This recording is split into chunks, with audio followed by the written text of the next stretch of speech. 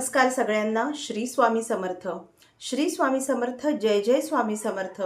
घर, जॉब आणि अध्यात्म या आपल्या सगळ्यांच्या मराठी यूट्यूब चॅनलमध्ये मी सगळ्यांचं स्वागत करते आणि आजच्या आपल्या नवीन विषयाला सुरुवात करते. चातुर्मासामध्ये कमीत कमी वेळामध्ये होणारे आणि जास्तीत जास्त आपल्याला रिझल्ट देणारे, जास्तीत जास्त फायदा देणारे जे काही व्रत आहेत, साधे सोपे छोटे, ते व्रत आपण आपल्या ह्या चॅनलच्या माध्यमातून बघतो आहे. काल आपण गोपद्म व्रताची माहिती पाहिली. त्या आधीच्या व्हिडिओमध्ये आपण 4 प्रकारचे सोपे आणि अगदी 2-3 ते 5 मिनिटात करण्यात येणारी व्रतांची आपण माहिती पाहिली. तर आज असंच आपण एक व्रत बघणार आहोत जे आपल्याला संपूर्ण चातुर्मासामध्ये करायचं आहे आणि ते आहे हळदी कुंकू स्वास्तिक व्रत. या व्रताची आपण माहिती घेऊयात, पण त्याआधी सगळ्यांना माझी नम्र विनंती आहे की तुम्ही चॅनलवर जर पहिल्यांदा आले असाल तर चॅनलला नक्की सबस्क्राईब करा, जेणेकरून येणारे असेच नवनवीन व्हिडिओ मला तुमच्यापर्यंत पोहोचवता येईल.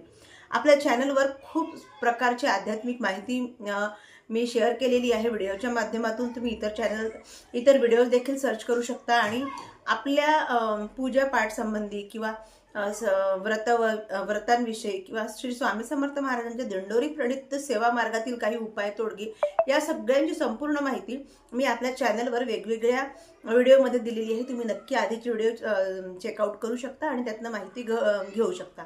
तर आपण बघूयात की हळदी कुंकू स्वास्तिक व्रत ते चातुर्मासामध्ये केलं जातं.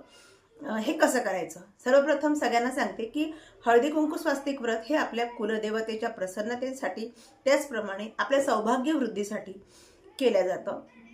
कुलदेवता ही संपूर्ण कुळाची संरक्षण करता असते, ती रक्षण करता असते.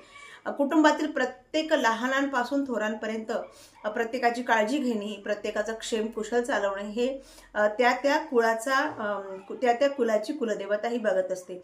त्यामुळे आपल्याकडनं खूप काही जर कुलदेवतेची सेवा होत नसेल तर तुम्ही चातुर्मासामध्ये हळदी कुंकू स्वास्तिक व्रत आपल्या कुळदेवीच्या नावाने जरूर करू शकता.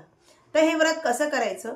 आपल्याला आषाढी एकादशीच्या दिवशी एक छोटासा पाट घ्यायचा. त्या पाटावर आपल्याला सर्वप्रथम हळदीचं आणि त्याच्या बाजूला कुंकवाचं असं स्वास्तिक काढायचं आणि हळदी कुंकवाचं स्वास्तिक काढून आपल्याला त्या दोनही हळदी आणि कुंकवाच्या स्वास्तिकाची हळदी कुंकू फूल अक्षता धूप दीप दाखवून पूजा करायची, त्यांना मनोभावे नमस्कार करायचा. आणि हे ज्यावेळेस आपण हे हळदी कुंकवाचे स्वास्तिक आपण काढत असू, आपण ही पूजा करत असू, त्यावेळेस आपल्याला फक्त एक काम करायचं आहे. आपल्याला आपल्या कुळदेवीचा जो काही मंत्र असेल तो मंत्र आपल्याला जपायचा आहे. मंत्र जाप करत आपल्याला हे स्वास्तिक काढायचं आहे आणि मंत्र जप करत असताना आपल्याला पूजा करायची आहे. तुमच्या कुळदेवतेचा मंत्र तुम्हाला माहीत असेल आणि ज्याला नसेलच माहीत तर ओम ऐं ह्रीं क्लीं चामुंडाय विच्चय हा मंत्र म्हणून आपण हळदी कुंकू स्वास्तिक व्रताचं पूजन करू शकतो.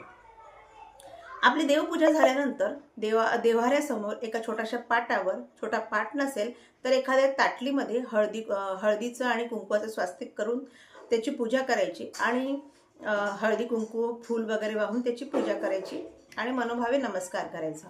दुसऱ्या दिवशी संपूर्ण आपली पूजा झाल्यानंतर ते जे हळदी कुंकू आपण काढलेले आहे पाटावर म्हणा किंवा ताटामध्ये, ते छान स्वच्छ पुसून घ्यायचे किंवा धुवून घ्यायचे आणि ते जे पाणी असेल ते ज्या ठिकाणी आपण निर्वालं टाकतो त्या ठिकाणी ते पाणी टाकून द्यायचं आहे. पुन्हा नव्याने हळदी कुंकू स्वास्तिक काढायचे आणि त्यांची पुन्हा त्याच पद्धतीने पूजा करायची. असं आपल्याला आषाढी एकादशीपासून प्रबोधिनी एकादशी किंवा कार्तिकी एकादशी पूर्ण करायचं आहे. जर आपल्याला मासिक धर्माचे 4 दिवस अडचण आली असेल किंवा सुतक पडलं असेल, वृद्धी आली असेल किंवा तुम्हाला बाहेरगावी कुठे अचानक जायचं काम पडलं असेल तर तेवढे दिवस सोडून तुम्ही ही सेवा कंटिन्यू करू शकता. पण ज्या दिवशी तुम्ही घरामध्ये आहात आणि पूजा करण्यासाठी योग्य आहात त्यावेळेस तुम्ही हे व्रत अखंडितपणे करायचं आहे. या व्रताला कुठलेही नियम नाही, उपवास तापवास नाही, काही नाही. फक्त आपल्याला व्रताचा एकच नियम आहे की आपल्याला अखंडितपणे न चुकता हे व्रत करायचं आहे.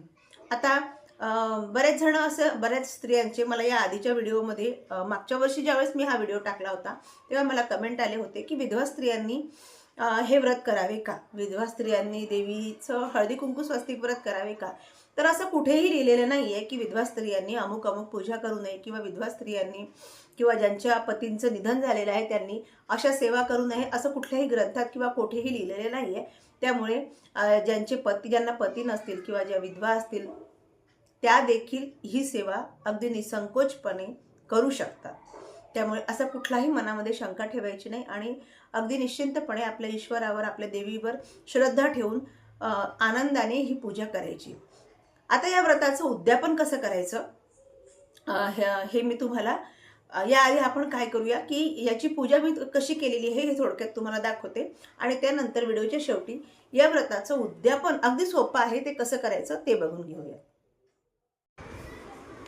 तर अशा पद्धतीने दाखवल्याप्रमाणे आपल्याला एक लहान पाट किंवा एक छोटंसं ताट, तुम्ही त्यासाठी तांब्याचं, स्टीलचं किंवा पितळचं कोणतंही ताट घेऊ शकता.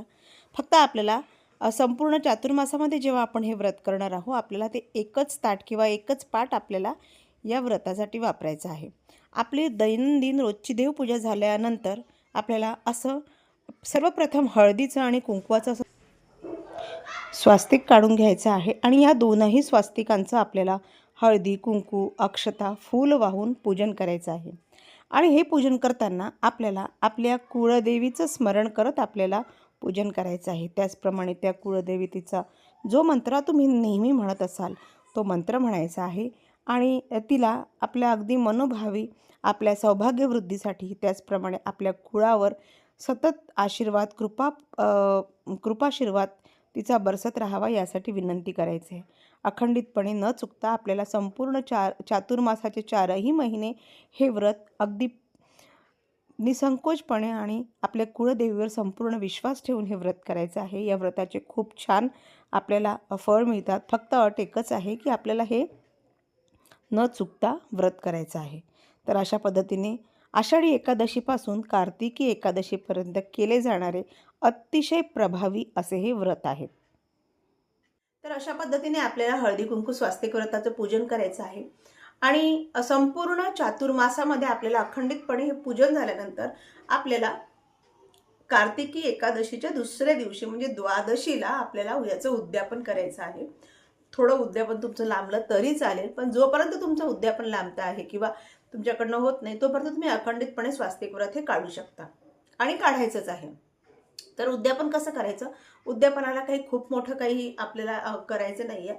अगदी साधं सोपं उद्यापन आहे याचं. ते म्हणजे आपल्याला एखाद्या सवाष्णीला आपल्या घरी बोलवायचं, तिला गोडाचा प्रसाद द्यायचा.